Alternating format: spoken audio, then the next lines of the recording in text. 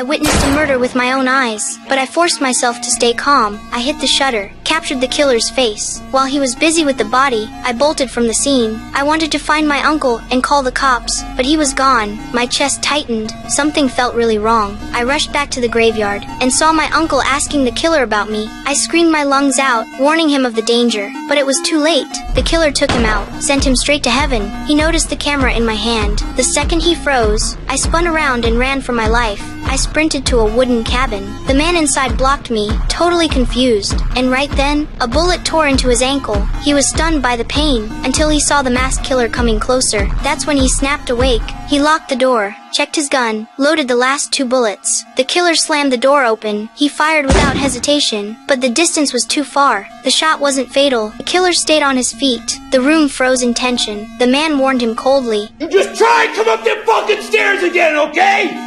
I will blow your fucking head clean off! I'm getting the police on the line right now!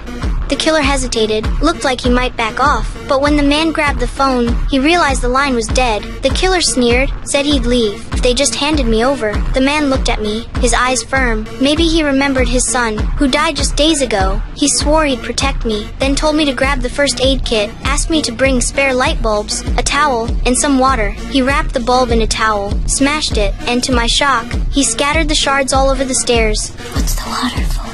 For drinking.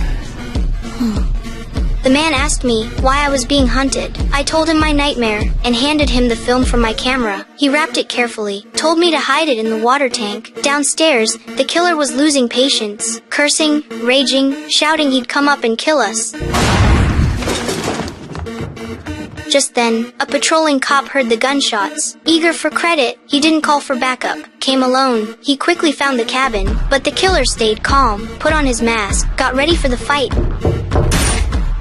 The thud echoed. The cop dropped dead in a pool of blood. Upstairs, the man reacted instantly, told me to use the chance and climb out the window, but I made a sound. The killer chased after me, bullets sprayed, until his mag clicked empty. At that moment, the half-dead cop caught his attention. The killer smirked, stole his weapon, tied him up, gun pressed to his head, forcing the man to give me up. The cop's screams filled the cabin. The man cursed the killer's cruelty, but then lied, saying he didn't care if the cop died. I knew he cared. He was worried, sick inside, but all he could do was pray. Soon, the cop's body was dumped outside, but strangely, the killer made no move. The man guessed. He was scared backup might arrive. Maybe he'd left. Still, to be safe, he told me to hide in the bathroom, then carefully went downstairs. The first floor was empty. No sign of the killer. The man let out a breath, but his foot hit a boot, and instantly he knew